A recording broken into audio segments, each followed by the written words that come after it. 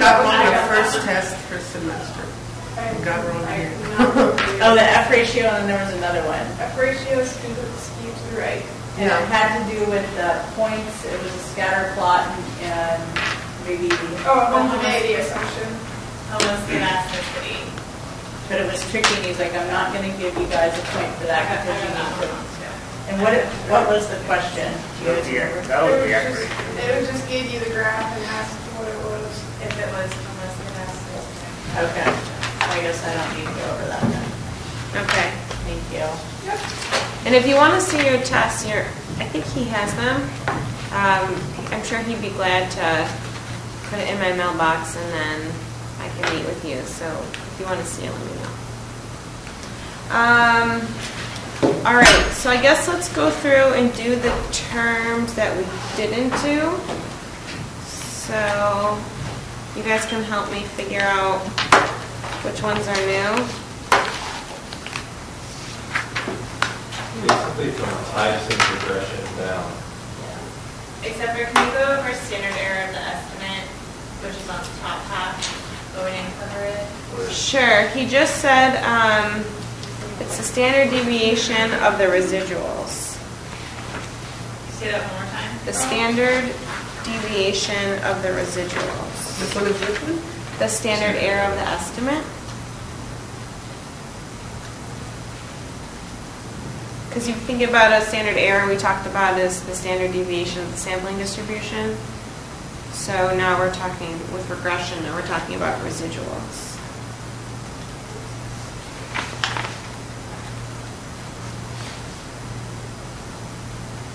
Can we go through each one that we didn't cover? I mean, Yes. he did cover all of them, but hold constant. Okay, so hold constant is just another way of saying partialing out or controlling for. And what he just said was that's a type of statistical control, which is the term right above it on the list. So sometimes when you're doing a study, you don't want, let's say, SES to be an effect. Like, you want to know what would it be if all these people had the same socioeconomic status. So you would hold constant that value, and then you're basically taking that out of the equation. So that's a statistical technique that you can do to control it. What was that on again? That's hold constant, which is a type of statistical control. So you might see words like partialing out or controlling for. Those are your buzzwords. Did we have statistical control on the last test? Remember, I don't think so. you don't really have to know too much about it. Just know it's a technique you can use. Okay. I don't believe so. Okay.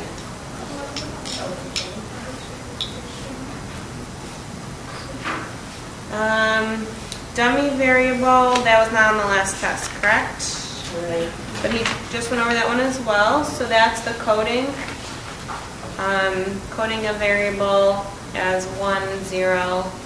I just did this for a study I'm doing. So gender, we did male 0, females 1. So instead of typing an M or F in the SPSS, we typed in 0, 1, 0, 1. Because you can't do SPSS with letters. And then he also said you can do it with other variables as well. So not just categorical, like he was saying with the BDI. If you want to look at it differently.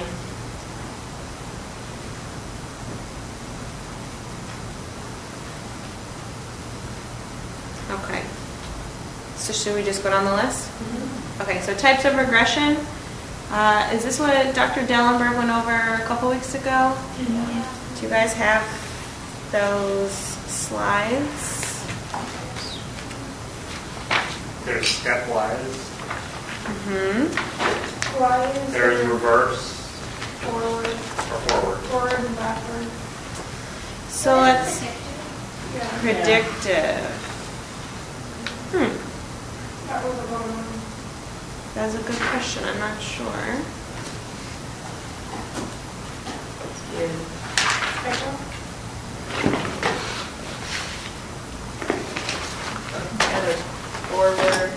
maybe that's the same as forward.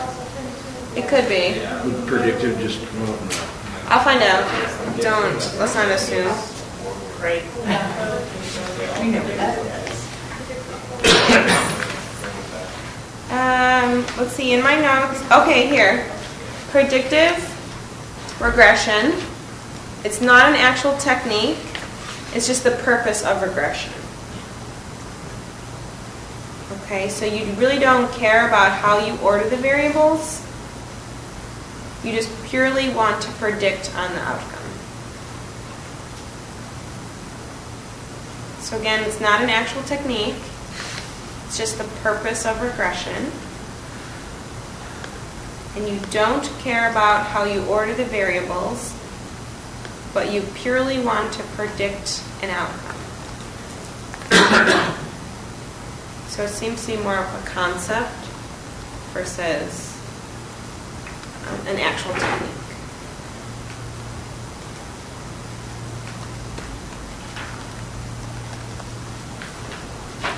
Okay, we go to that one. All right, stepwise. The computer finds the best equation for entering the IVs and various combinations and orders.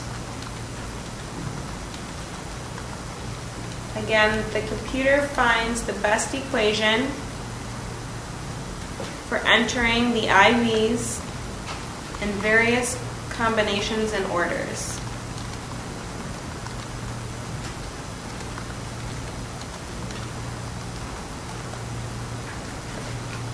So when Dr. Dellenberg went over this, she said, you put in the best variable, then it puts in the next best variable and the next best variable, so it just does it for you. And it's constantly adjusting. So that's the beauty of using the computer.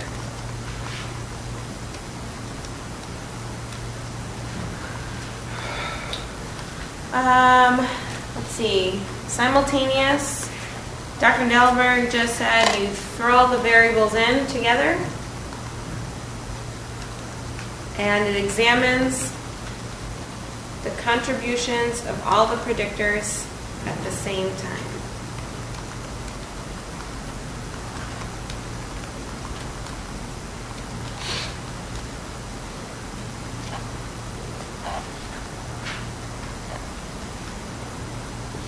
Did you guys remember hierarchical? In order you predict, or you establish it. Yeah, so you as a researcher, you specify the sequence in which the IVs are entered into the regression equation.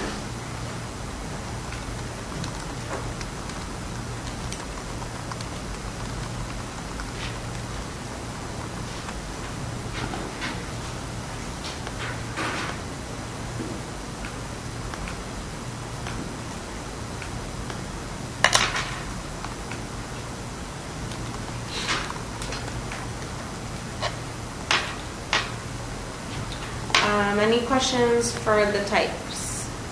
I'd also look at forward and backward. It's in the notes from Dr. Dellenberg. Forward is just the best variable or the biggest variable and then the next biggest. And then backward, do you guys remember what she said for that one? Yeah, you put them all in together and take out the least Good. correlated. Yep. Until you meet. Good. So you put them all in together, and then you take out the ones that are the smallest, with the smallest correlation. Like Robbie said, then once you get to significance, then you can stop.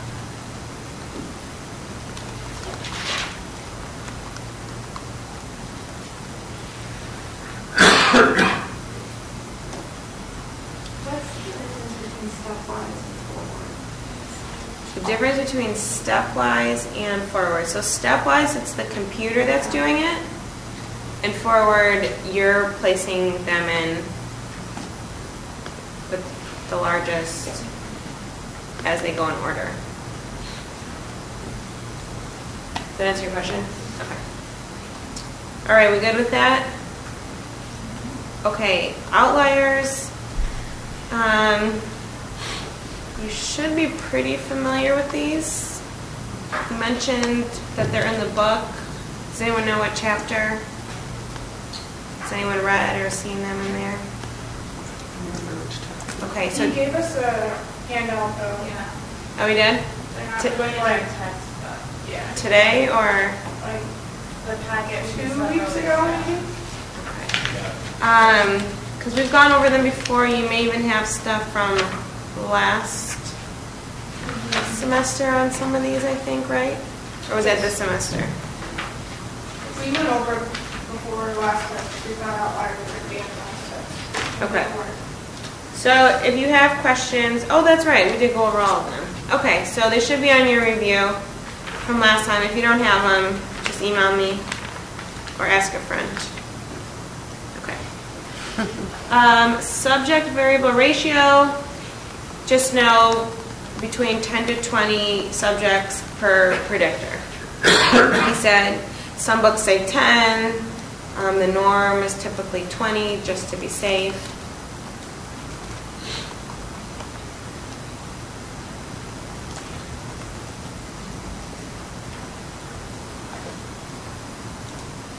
I see that as being multiple choice, not related to output, so that one should be pretty straightforward.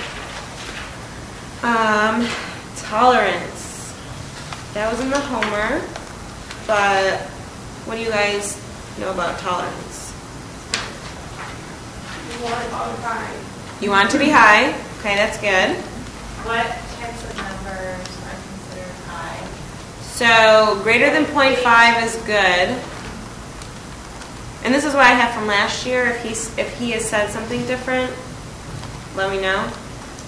The book mentioned like 0.2, 0.3 as good values, but I think we'll be looking at greater than 0.5 is good. So it's the degree to which the variables do not overlap. Let's do it. And does anyone know? Overlap, you said? The degree to which they do not overlap. So who knows another word for that, not overlapping? Independence of But relating to regression. What do we call that now? The multicollinearity? That's what I said. Yes. Sounded the same to me. So they're multicollinear. So we don't want multicollinearity. What is the opposite of that called? Independent. Homocollinear. Yeah, no. Good try. Just write that on your test. So basically, it's the amount of a predictor's variance that's not accounted for by the other predictors. The amount of a predictor's variance that's not accounted for by the other predictors. You could also call that shared variance. It's the amount of a predictor's variance not accounted for by the other predictors. So the equation he gave is 1 minus, what were his words? 1 minus the correlation between that predictor and all others. Or you could say 1 minus what they share. Or 1 minus the shared variance among the predictors. And that is Tolerance. That's tolerance. If you get a value of 1, that means there's absolute independence of variables. So that's awesome. But you probably will very rarely see that. Okay, so just know it's the degree to which the variables do not overlap.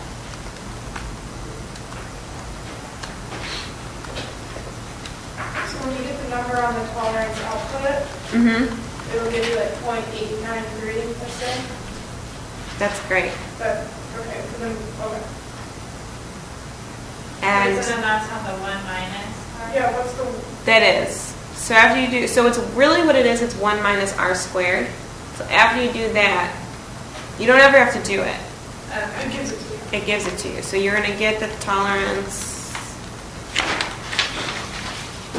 value. So the closer to 1, the better. So, did you guys get stuff that looked like this last week? The variables were flight performance, reading ability, and video game score? No? Okay. So this is from last year. But, We talked about that. did you talk about That exactly. Okay, so like tolerance is 0.828. So he writes 1 minus r squared of reading ability predicting the video game score. Okay, so it's just the 1 minus r squared. You don't have to do anything with it. Just know that that's what that represents. It's how much they do not overlap. And it does it for each predictor, so that's not for the whole model. Correct. And last week we got an output on like mental health symptoms, physical health symptoms, stressful life events, and visits to health, and he like annotated everything and tolerance on there as well. Oh, he did? Yeah. Awesome. Which one? And he annotated a lot of it. Which one was it? Do you have it with you right now? Yeah. Was it this one, regression, weight loss as outcome? No, that was today. Just kidding. That's it. That was last week. Huh.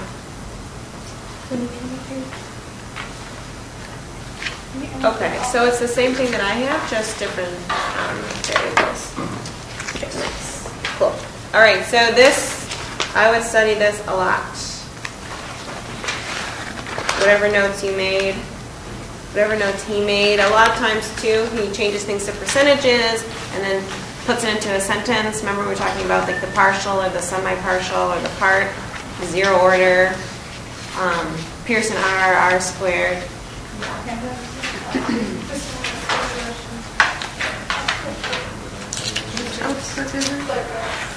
So just like the email that Amber sent you with the output that was annotated last time, Yeah, that's helpful. that was helpful? Yeah. Okay, good. So Oh, that was awesome. whatever Dr. Gevirtz gave you this time, just put those two things together, and I would probably go over those. Because it's probably going to, you probably noticed we reviewed more than was on the test last time. Yeah. Okay, so don't not study for this test, but you should just have to review some of it and then learn some new. So it shouldn't be as overwhelming. Okay, so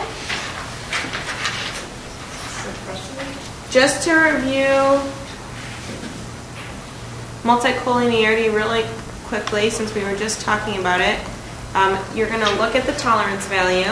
If he asks you about multicollinearity, you go to tolerance. Okay. And basically what it means is that your IVs overlap too much, there's too much of a relationship. Okay, we know it's a problem because our regression equation becomes unstable, because you can't really say what's going on at that point because there's so much overlapping. You don't really know what's doing what.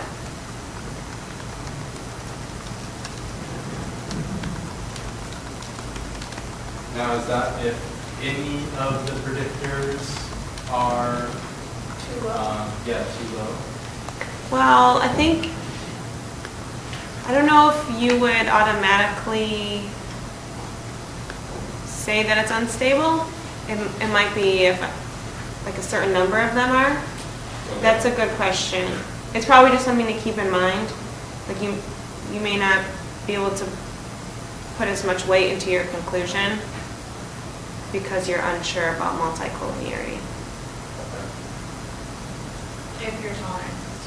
Yes. Then you would have multiple. Okay.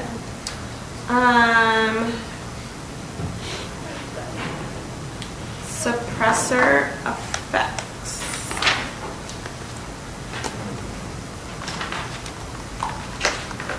What do we know about that?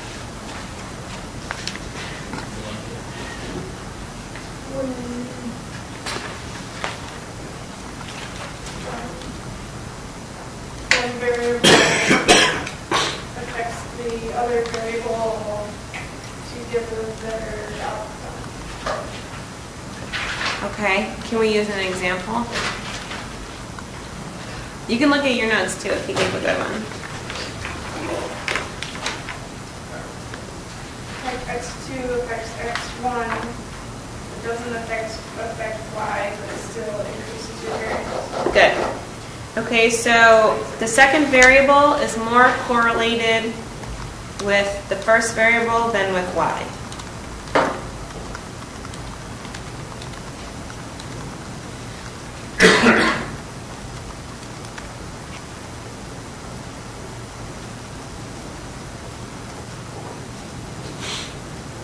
Okay, sometimes you'll see this called classical suppression.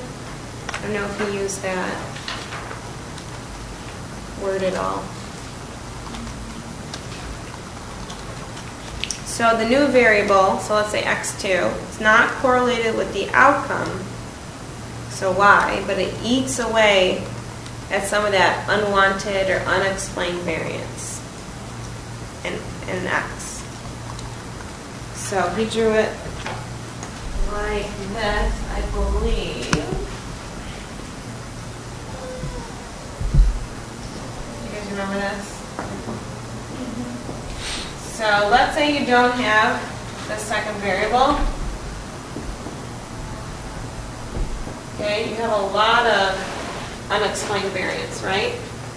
But when you add x2, it takes out a big portion, well not a big, but depending on how much, it takes out a portion of that. It eats away at that variance. And therefore, artificially, or it increases the output. Yes, so in the output, you're going to look, sometimes they'll give you like different steps, like different models. So when you look at the second model, when you've added the suppressor, well, you've added this other variable, how do you know it's a suppressor? Yeah, your beta weight will go up. So you're going to look for your beta weights.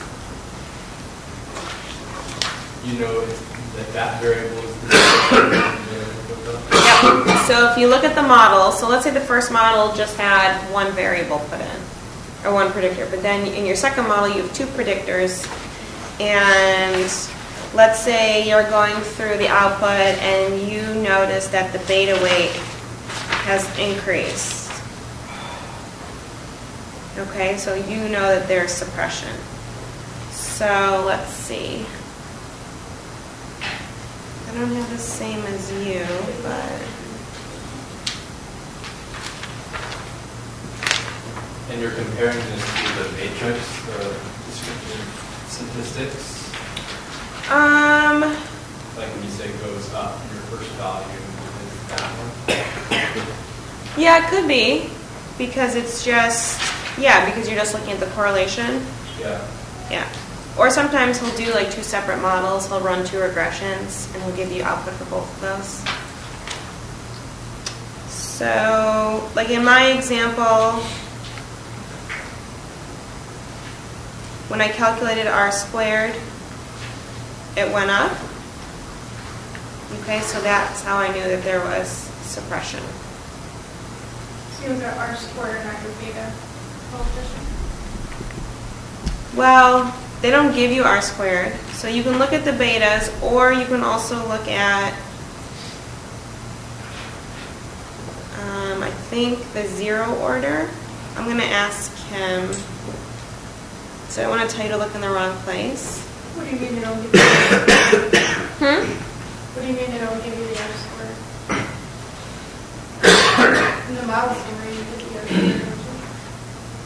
What a total. Where are you looking? Okay, so that's not where. I'm looking at the table that's labeled coefficients. That's why. Data. Gotcha. Yep. So what did I say I wanted to ask? Suppression.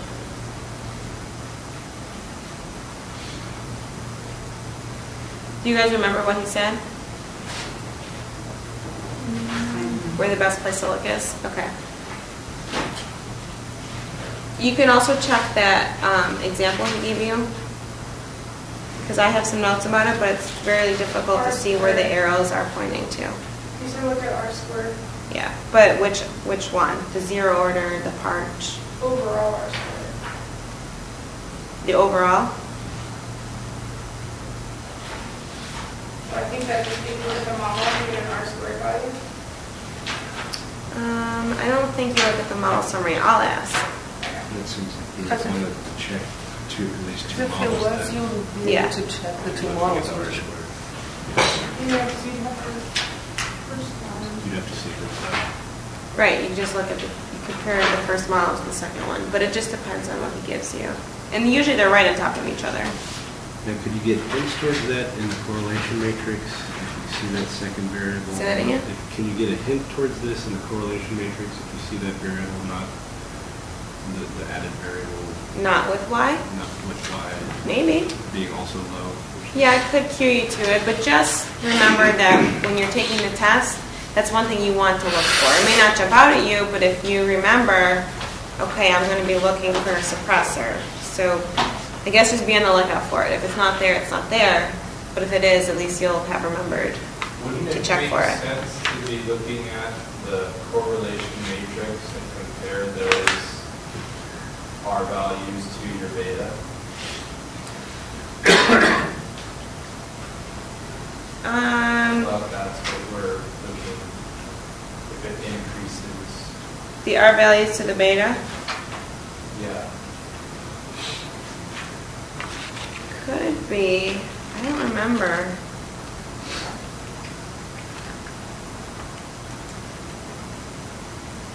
Is that, you think that's what he said? That's just what I got. Okay. Okay. You could be 100% correct. Error correlation. Okay. I'm okay with that. All right, I'll find out. I'll email him and ask him. So you get just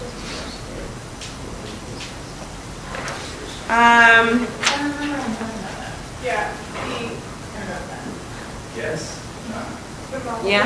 That sounds familiar. Huh? No, it's not.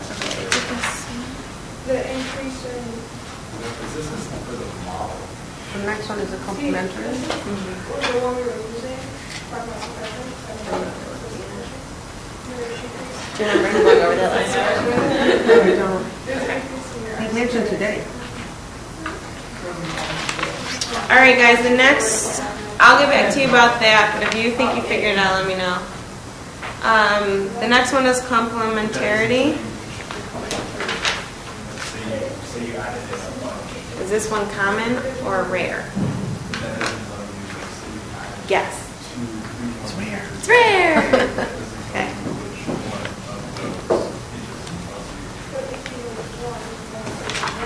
Yeah, if you only added one.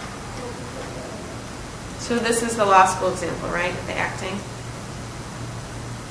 So this is complementarity. We said it's rare. Okay, so two variables correlate positively with Y, but negatively with each other.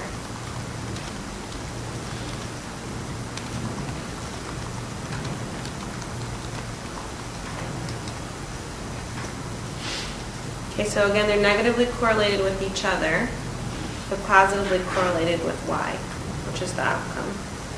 And you repeated? I said it backwards, but two variables they correlate positively with Y, so the outcome, but negatively with each other.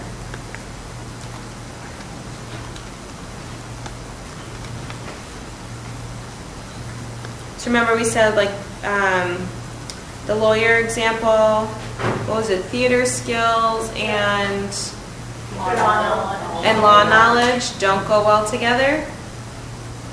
But when you put them in the equation for being a great trial lawyer, okay, they both correlate positively with being a great trial lawyer. Okay, so you're looking for an interaction.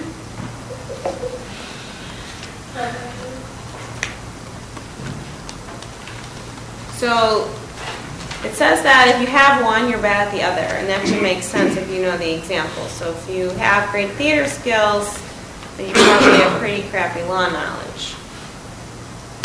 Okay, if you're just looking at the variables.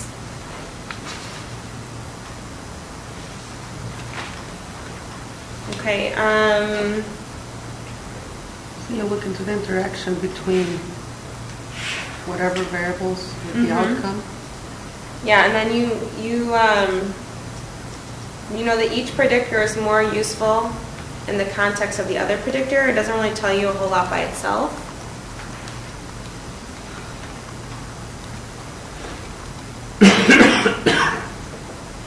But it tells you something about the other predictor. So again, if you have one, you probably don't have the other.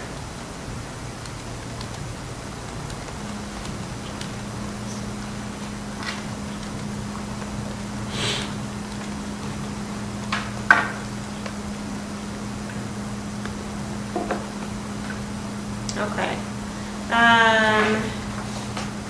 Redundancy. So this is when the predictor values are related.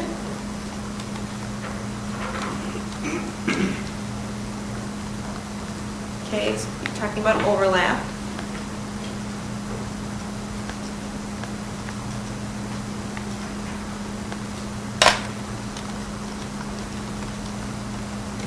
So here we can say there's two types, complete and partial. So complete redundancy is when the predictors are really measuring the same thing. It's pretty rare.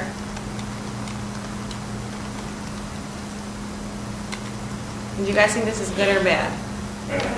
Bad. So what might you find with regards to tolerance if you have complete redundancy? Yeah, you're going to have a low tolerance value. Okay, so you may have created a measure.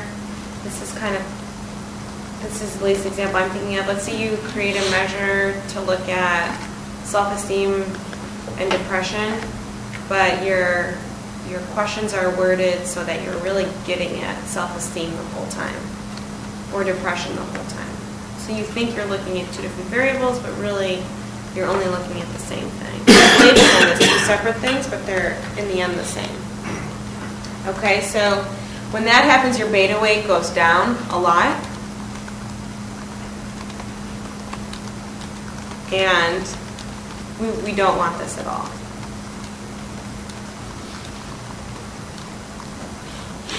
Okay, and then partial redundancy. This is okay, and it's more common.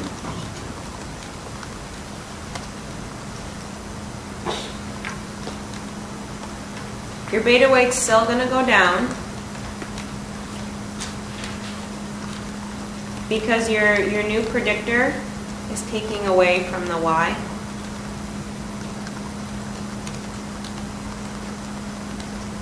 Except in suppression cases, right? Mm-hmm. Yeah, these are like different types. And then, so your beta weight goes down and your adjusted R-square goes up.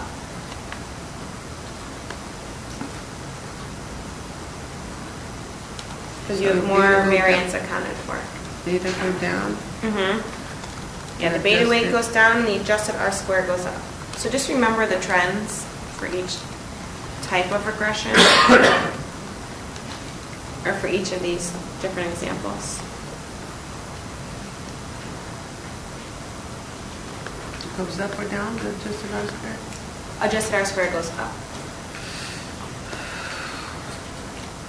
Because think about it, you're accounting for more for the variance.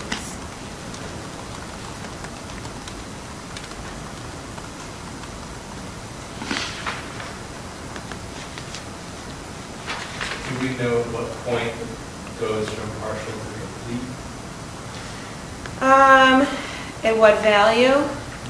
I don't know, but I think if your tolerance is super low, then you're going to assume the complete redundancy, or almost complete. And that was less than 0.5? Mm-hmm. But I would be hesitant to say complete redundancy if it was like 0.4, 0.3 even. I would think it'd have to be closer to 0, if not 0. Durbin-Watson, we should be pretty familiar with that. What do you guys remember? Or when did we go over it? Autocorrelation, the range is from 1.3 to 2.7. Yeah, 1.3 to 2.7?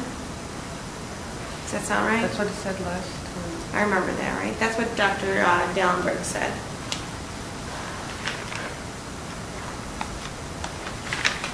I think I wrote it down.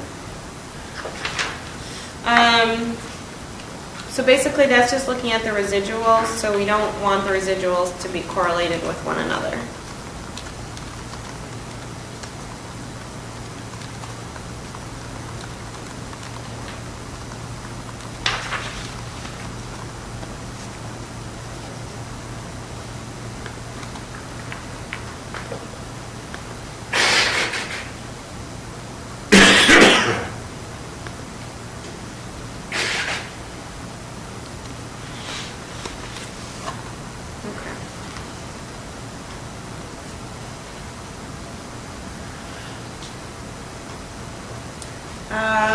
Let's see, structure coefficients. He went over that today, briefly, at the very end. Okay, it's the correlation between the outcome and the predictor.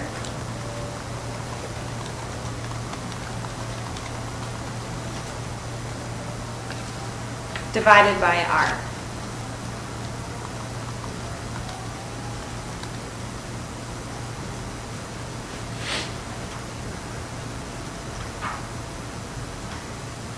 Okay, so you can think of it as either 0 order or your Pearson R.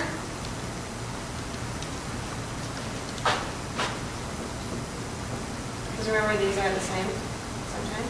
You only have one. And then you won't have to do the math. But it just means that it's looking at the independent contribution of a particular variable.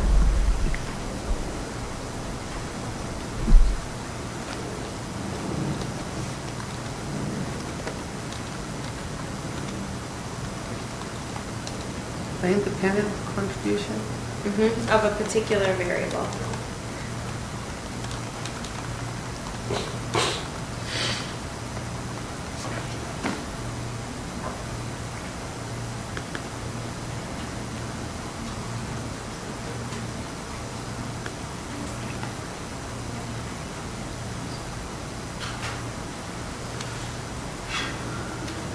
Okay, singular matrix. Did you guys talk about this today? Or at all? Anyone remember? You like mentioned the Okay, what did he say? But when they're like so correlated that SPSS like freaks out and doesn't even Yeah. give you. So it's very extreme version of multicollinearity.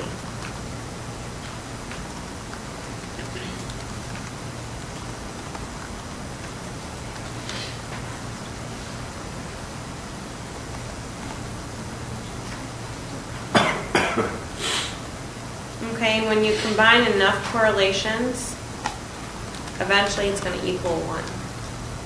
So that's what this is referring to.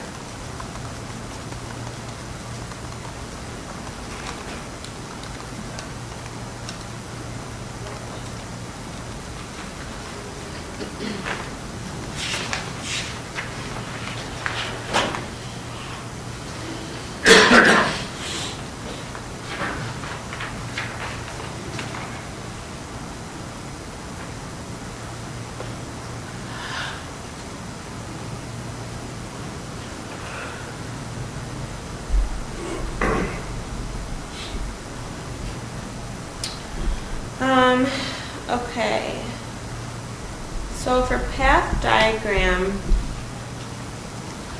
I have a lot of different things. I'm not sure you guys talk about endogenous and exogenous variables? Okay. Do you talk about what a measured variable is versus a latent variable? Yes. Okay, so measured is represented by what shape? In the diagram, it's a square or a rectangle, so that's important to know because he may ask you like what the measured variables are and then what the latent variables are. So measured is the square and latent is the circle.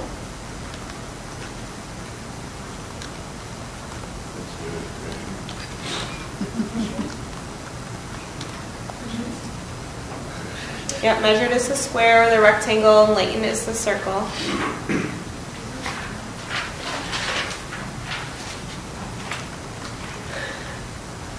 I'm going to tell you about endogenous and exogenous just in case it comes up.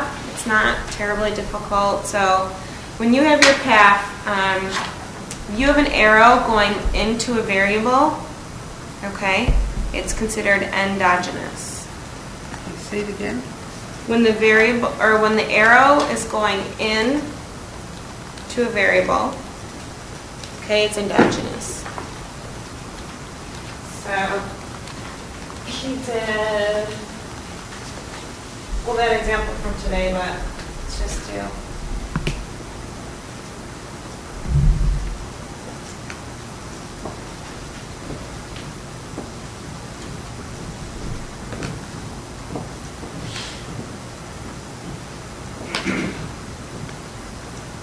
Okay, so a variable can be both endogenous and exogenous depending on the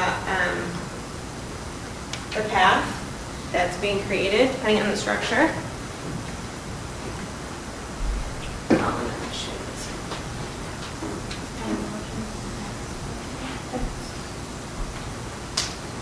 So Okay, all of those so- would be measured variables.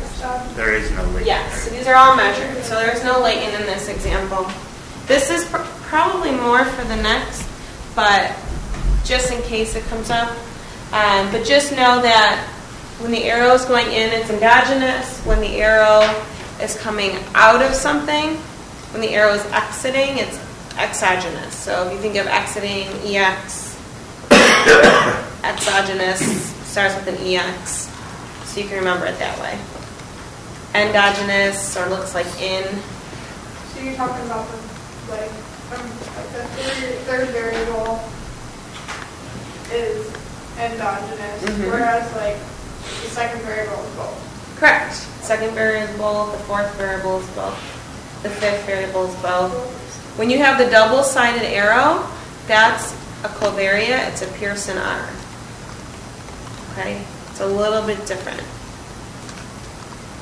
Can you explain what latent variable is? I understand it's a circle. I was thinking about that too, but I don't want to tell you the wrong definition that he uses. Well, you know the squares are the measured variables, so I think the latent are things that maybe are part of the situation, but things that you haven't measured. You said I think they're the today things that that it's like combine. many measures combined to make a constant. Yeah. So like if you're going to come up with a depression measure, then you're going to go into all these things that you're going to measure, like you're going to look at for the individual, and then you're going to, from those, come up with a score for your arbitrary depression. And that's a latent variable? Because it's a The latent variables combination. are those that go into, yeah, it's a latent variable. Okay, It's because you're dependent upon not- others. It's not measured directly. Okay, that makes sense, because they're all the different little pieces that go into the actual measured variable. Is that why latent variables are spurious? Is that like similar? No, I don't believe so. That was in the notes from earlier today, right? Yeah. See, what does that say? He was saying it's a relationship that were predicted that might have something to do with it. Or something along the line. I think it's a little bit different. That's more of like an outside effect that then makes the relationship spurious, because you don't really know if the relationship is true because you have that outside third variable.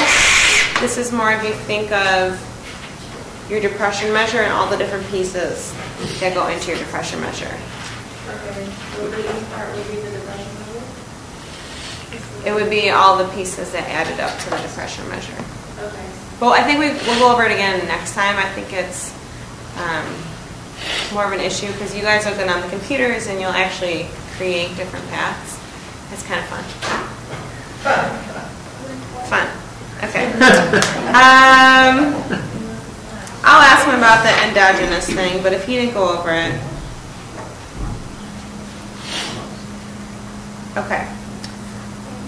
And then, let's see, what's next? Causal arrow. Causal arrow. Is that, do you think that's just referring to those arrows? Yeah. Okay. I don't know. I have nothing written next to causal arrows. That must be what it is. It's just the arrow. Let's hope so.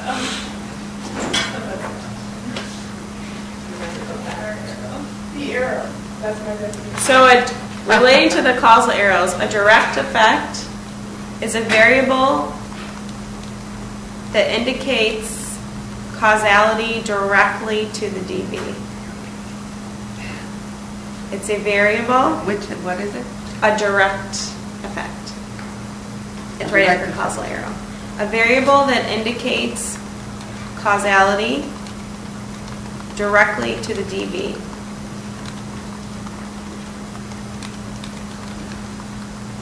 Does that mean no mediators and no moderators?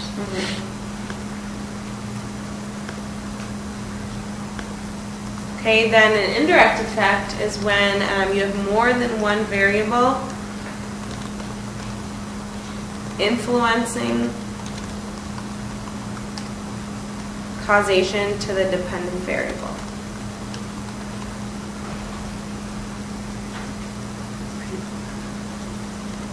Again, it's the indirect effect is when you include more than one variable as influencing causation to the DB.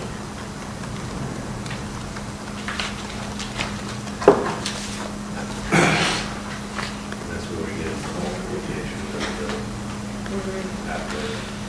Yeah. So a lot of times you have indirect, like 1 to 2 to 3. That's indirect. But direct would just be 2 to 3. Okay, so there's nothing else contributing to it.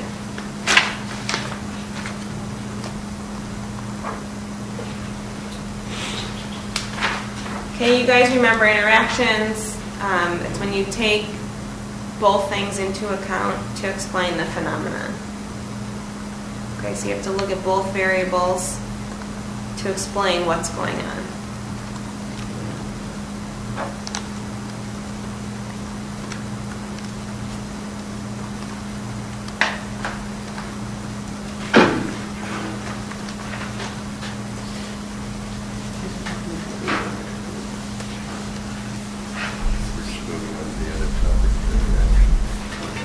Okay, moderators and mediators.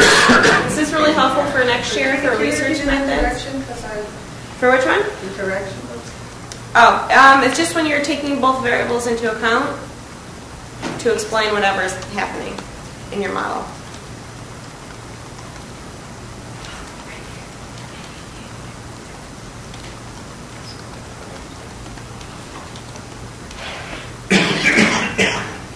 Okay. So moderation, this is when you change the relationship, but the moderator doesn't explain for it, it just changes it. So, for example, let's say you have this relationship between variables A and C. So, this is a terrible example, but this is just what's in my notes. So let's say, no, that doesn't make sense. Who knows an example that he used? Weight loss and metabolism increase and exercise. Exercise was the moderator. Okay, good. So what would A be? A would be exercise, and C would be weight loss, A is what starts, what was the first example? Weight loss is C, exercise is B, and I think it was metabolism was No, I A. think exercise is A. I mean, the whole kicker was like, is it metabolism that brings it up? Okay. He said like, one bite of pie undoes. So where does exercise go? This wasn't the first. A.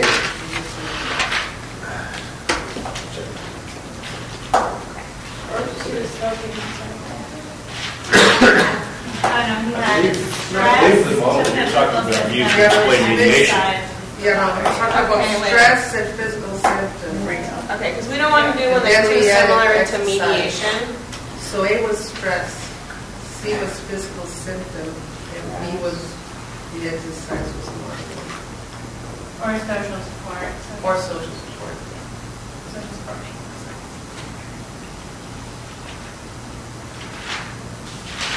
Okay. So can we all agree that stress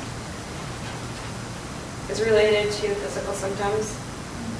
Okay, and then social support can be a buffer in this example. Okay, so that's why it's a moderator. So it can change it, right? It can moderate it. Okay, it doesn't produce a causal relationship. There's nothing like that. It just accounts for some of what is going on. It helps you explain it. Or it changes the relationship. So just think of it as a buffer, which makes sense because social support actually could be a buffer for experiencing physical symptoms if you have a lot of stress. Okay, so it's not causal, but it is a buffer. Okay, so for moderation, you're just talking about change. Change in the relationship.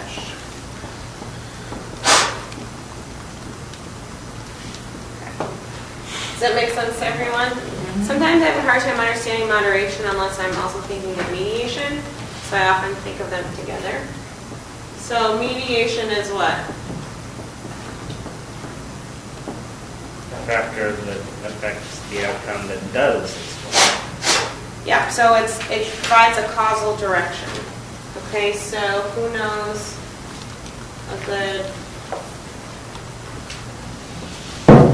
mediation example?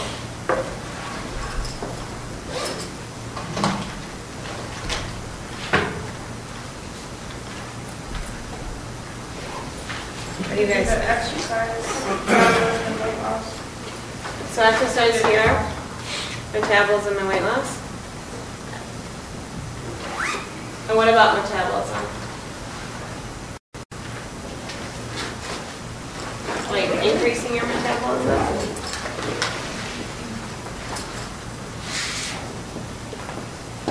Okay, so in mediation, okay, you must add a third variable to help explain the relationship between the first two.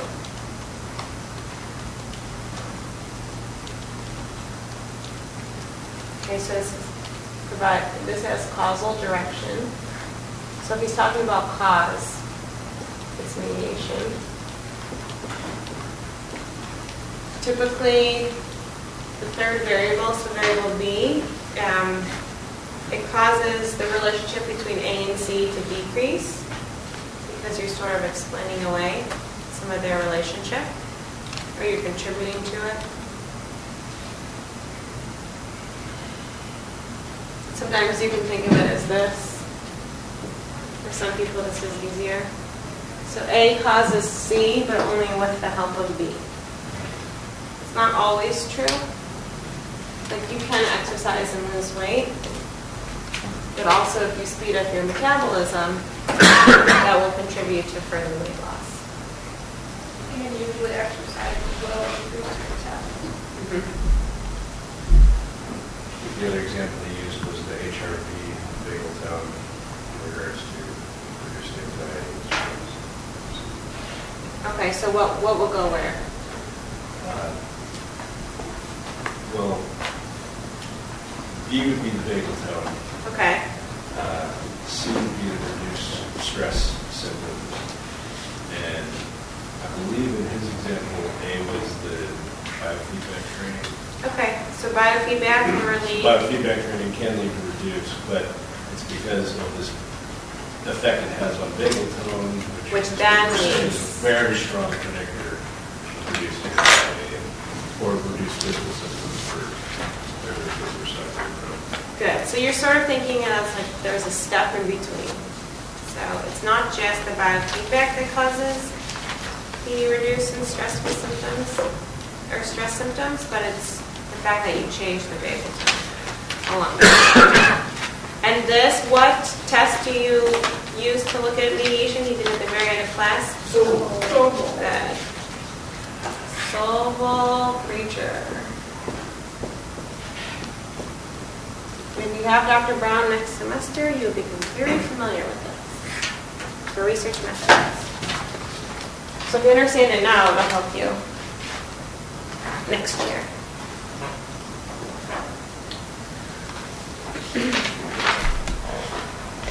All right, so let's see what we missed. I have some more.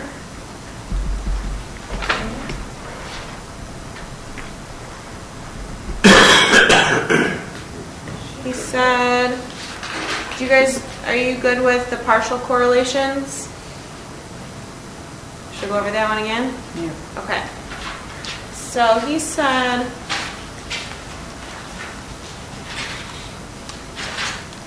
it's when you partial out the variance from both the outcome and the other predictor.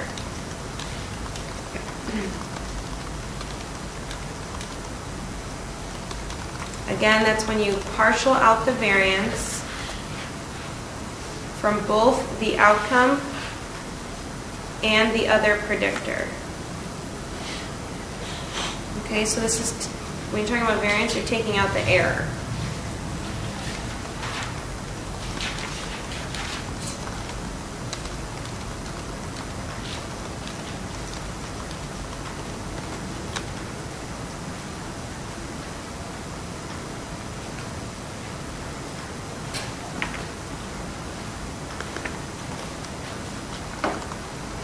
Okay, so again, you're taking out that variable from both the outcome and the other variable. So that's the partial. Oh, it's like A over A plus Y. Was that the equation they gave?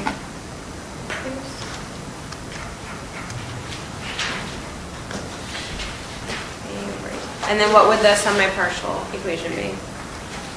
Take out only the influence of A over Y? A over A plus B plus C plus Y, like the whole thing. Everything. Okay, so Is that right? well, let's see. The semi-partial says you're moving the variance from the outcome, but not the other predictor variable. Or we use D.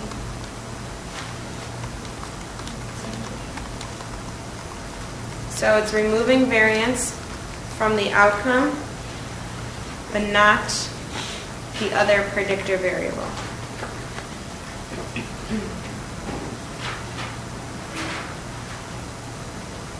So you can draw it like this.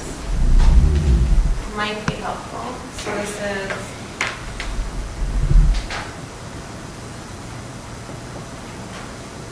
so it's like removing just this section. So it's not removing anything from the other predictor variable, just what it shares with the outcome. That's the semi-partial. Yes. Which in SPSS semi-partial is? Part. Good.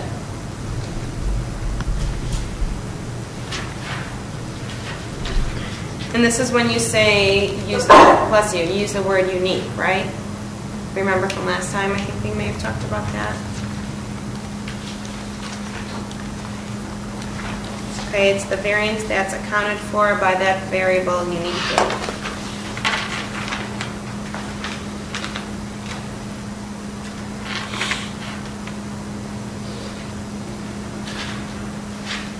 Oh, I see what you guys were talking about with the equation.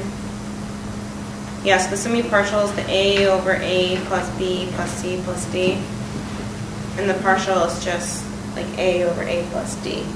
Or C over C plus D. Okay.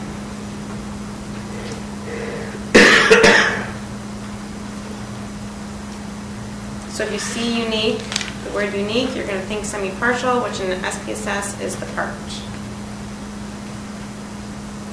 Okay. So that was partial.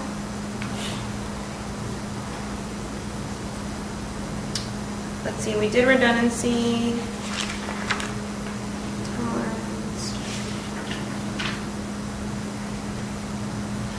Multiple correlation. That's just when you have a correlation between more than two variables. That should make sense. Again, multiple correlation is a correlation between more than two variables.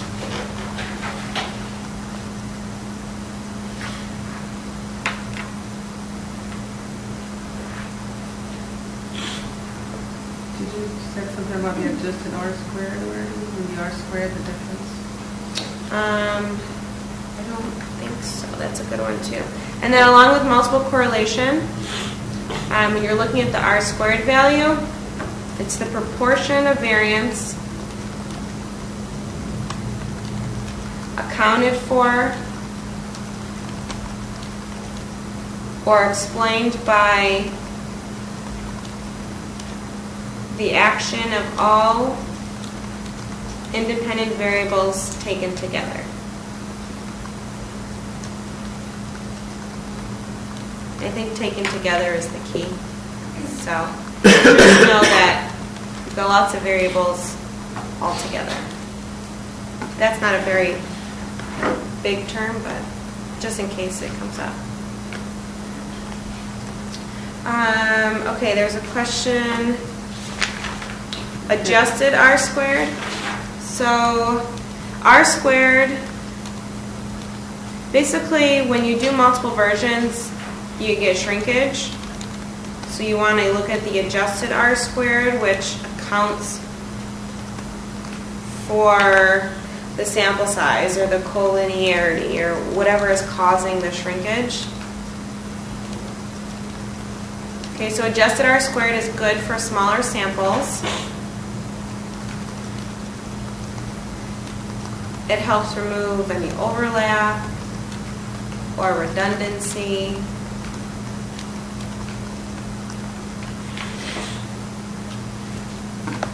And in your output, the value should go down because it's accounting for the shrinkage.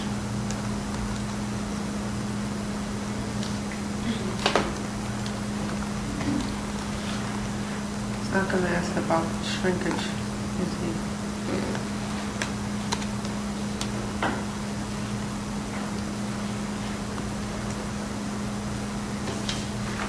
I think that should be everything. There's another name for shrinkage. Which is it?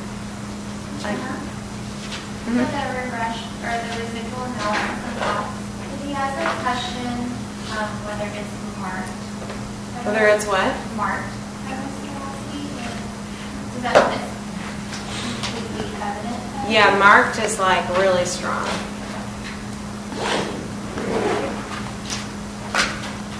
Let's see, what was your question?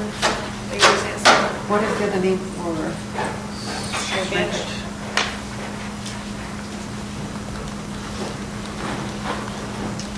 The only way that sometimes you mean like another term that we know? I think it's something different that means shrinkage. Nobody told me that. I couldn't remember. I've only learned it as like the overlap. Sometimes having to do with the sample size, collinearity. Another term. I don't know. I know in dollar data slides, there's something about shrinking and everything. So if you find that slide, that's why I help.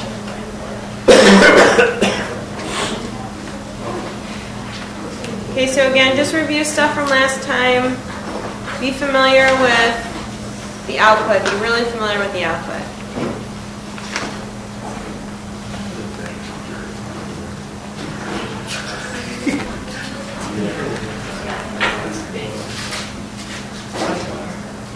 Where are the bags of dirt in this class? I don't know. They were here last year too. It's really odd.